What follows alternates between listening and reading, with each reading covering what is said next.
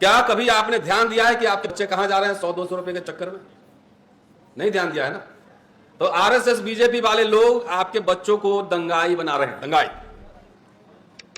और जो सबसे इंटरेस्टिंग बात है इसमें कि खाली आपके बच्चों को नहीं, जो ब्राह्मण समाज, जो सबका अगुआ समाज था, वो भी आजकल फरसा लगे घूम रहा है, उनके बच्चे भी दंगाई ही बन रहे हैं।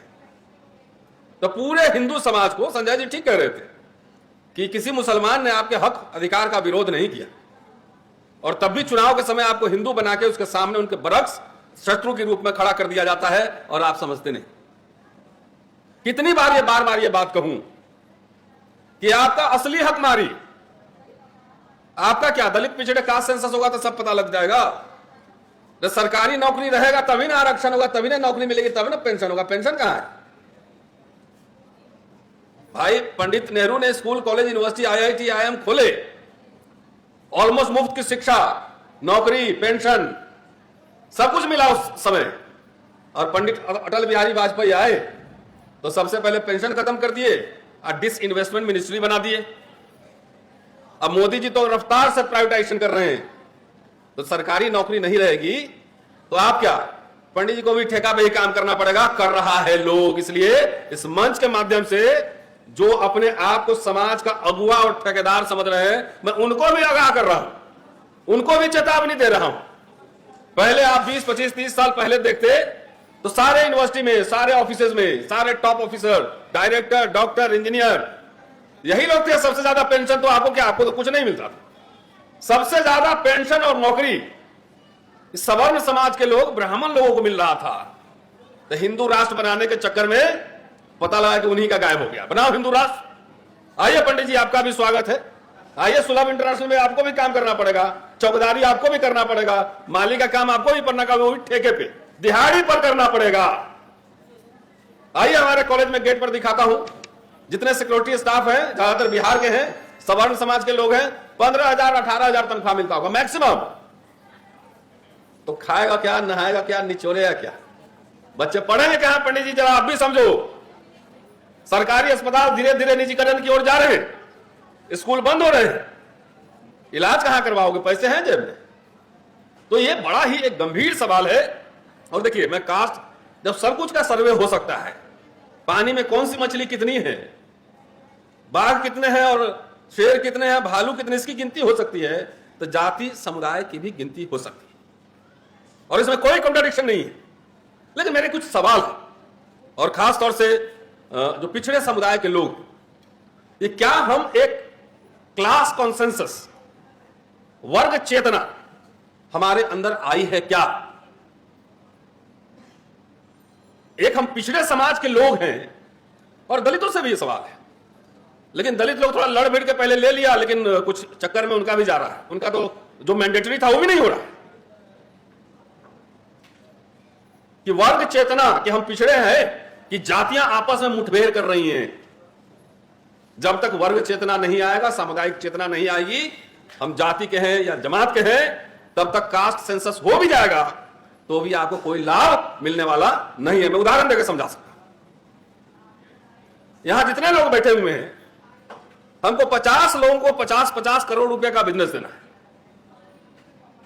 यह समझिए कि 50 लोगों को क्लास 1 नौकरी देना है और 2 एमपी का टिकट देना। आप क्या लेंगे? क्या लेंगे बोले? 90% से ज्यादा लोग दलित पिछड़ा, हर जगह ये सवाल पूछता हूं।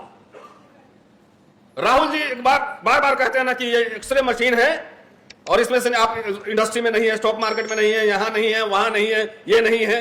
क्या इन समुदायों में ये चेतना है? 2 एमपी का टिकट देंगे तो आप उसमें मारपीट करने लगेंगे जाके कि मुझे दो, मुझे दो। 50 लोगों को 50-50 करोड़ का बिजनेस आप नहीं दिलवाओगे। ये चेतना नहीं, ये मूर्ख चेतना है। पंडित जी से यही सवाल पूछेंगे कि आप क्या चाहिए आपको, तो वो बोलेंगे नहीं, हमें पहले नौकरी दे दो। 40 साल नौकरी करेगा, 50 करोड़ का बिजनेस लेके 500 करोड़ बनाएगा, और जिसको देखो सबको टिकट चाहिए। कितना है पूरा एमएलए एमपी इस देश में? क्यों एमएलए एमपी बनना है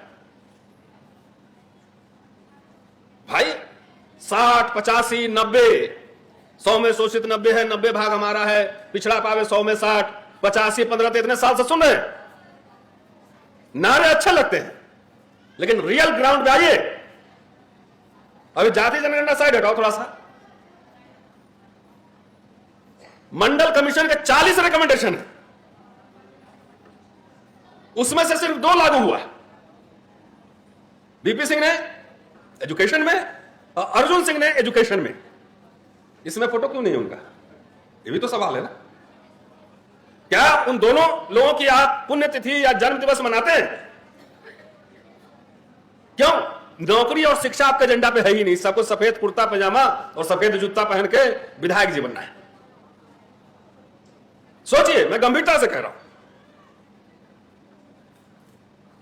कि सबको एमएलए एमपी में, तो जहां देश भर, अभी मैं कल लौट गया हूं बाहर से ही, इतना नशा किसी समाज में नहीं देखा। अमेरिका में ब्लैक्स ने नहीं कहा कि हमें राष्ट्रपति बनना है, उन्होंने कहा कि मुझे हिस्सेदारी चाहिए, और रिजर्वेशन पहले यहां था।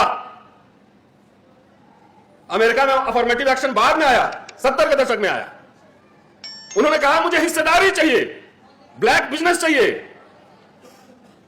पैसा चाहिए, सरकारी ठेकों में मेरी हिस्सेदारी चाहिए। उन्होंने यह मांगा, और 50-70 सालों में आप जाकर देखो, पूरे दुनिया के स्पोर्ट्स में ब्लैक राज कर रहे हैं, हॉलीवुड में राज कर रहे हैं, अरबपति है, मिलियनर बिलियनर है। इस समाज को हमारे जात का पीएम क्यों नहीं बना है? खाली सीएम पीएम कुर्सी होता है, सीएम पीएम कुर्सी होता है। 2 तो ठाकुर हमारे पीएम हुए हैं, चंद्रशेखर जी और एक और हुए हैं, विश्वनाथ प्रताप सिंह। तो सारे ठाकुर पीएम बन गए। उत्तर प्रदेश में 50 सालों में शुरू के 24 साल तक ब्राह्मण सीएम रहे, वहां 7 सीएम रहे, 50 से लेकर 90 तक, तो सारे ब्राह्मण सीएम बन गए। इस समाज को क्या हुआ है? सोशल मीडिया पर देखिए, बाबू जगजीवन राम को पीएम नहीं बनाया, तो इनको पीएम नहीं बनाया। अरे बाबू जगजीवन राम ने लाखों लाख दलितों के घर में नौकरियां दी, पेंशन मिला। जो पैंट शर्ट पहन के बाप के पेंशन के पैसे से घूम रहे हो, वो कैसे मिला है तुमको पता नहीं। बाबा साहब जिंदगी भर ये कहते रह गए कि शिक्षा और रोजगार का सवाल हमारे लिए जीवन मरण का सवाल है। बार बार जाके देखिए, ग्रीवांसेस ऑफ शेड्यूल कास्ट में लिख रहे हो, और कहीं दलित पिछड़े नेताओं और समाज के एजेंडा पे न शिक्षा है न रोजगार है। तो कास्ट सेंसस करा के करो क्या करेंगे आप?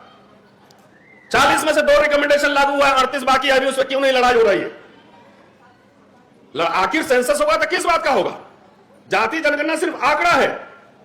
सोशल पॉलिटिकल जो मामला है, इंपावरमेंट का पैमाना नहीं है, सोशल इकोनॉमिक इंपावरमेंट का पैमाना। तो 38 रिकमेंडेशन लागू नहीं हुआ, और उसमें कोई लड़ाई नहीं, कोई बहस नहीं। दलित लोग को सीएम पीएम बनने में नौकरी चला गया, पूरा लड़ाई लड़ रहा है, 90-85 लड़ रहा है। मैं बार बार ये सवाल उठा रहा हूं कि सांसद जो है ना 545 ही बन सकते हैं। अभी भी तो है, बीजेपी के पास सबसे ज्यादा एमपी है दलित और पिछड़ा, है कि नहीं है? प्रधानमंत्री खुद ओबीसी है। मैं नीची जात का हूं। तो मंडल कमीशन 1 वीपी सिंह लाए, मंडल कमीशन 2 अर्जुन सिंह लाए। ये पिछड़ा प्रधानमंत्री कोई लाया है?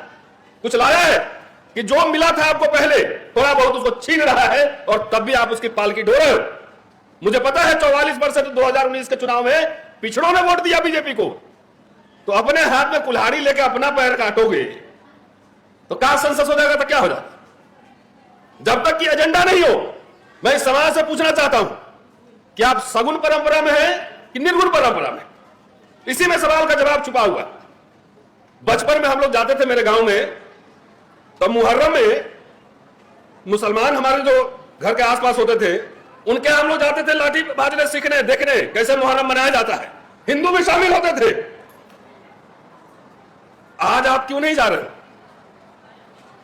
आरएसएस के एजेंडा पे खेल रहे हो। जितने इतनी जातियां हैं, उतना एक टिकट ही बांटेगा तो सब जाति का कोटा पूरा नहीं होगा। तो यादव को दे दिया तो कुशवाहा नाराज, कुशवाहा को दे दिया तो कुर्मी नाराज, जाटव इधर हो गया तो जाट इधर हो गया, तो सैनी यहां हो गया। ये तो खेल चल रहा है। नहीं समाज के एजेंडे पर, नहीं समाज के नेताओं के एजेंडे पर शिक्षा और रोजगार नहीं। आखिर निर्गुण परंपरा में कौन है? कबीर है, फूले हैं, सगुन में तुलसीदास है। धीरे धीरे आप लोग धीरे धीरे हिंदू सगुन परंपरा में चले गए हैं और मुसलमानों के खिलाफ आपको खड़ा कर दिया गया। अगर यही चेतना है, बिहार में तो हुआ है सर्वे, हुआ है कि नहीं हुआ है?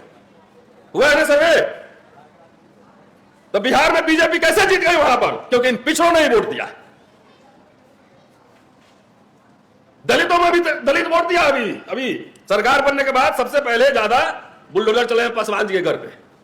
चले कि नहीं चले उमसुदा साहब? हैं? क्योंकि मोदी जी आरएसएस उनका एक ठेकेदार को खरीद लिया है जिसका नाम है चिराग पासवान। तो जात के नेता को बनाओगे तो ये सब खरीदना आसान होता है ऐसे चुटकी भर में। कोई पिछड़ा समाज में यह चेतना है कि पिछड़ा समाज का व्यक्ति होगा, चाहे किसी कास्ट का हो, उसको जो हमारे हक की बात करेगा, हमारे लिए लड़ेगा, उसको हम नेता बनाएंगे। यह पिछड़े वर्ग में यह चेतना है कि जो दलित समाज का व्यक्ति है, जो हमारे लिए लड़ रहा है, उसको हम अपना लीडर मानेंगे।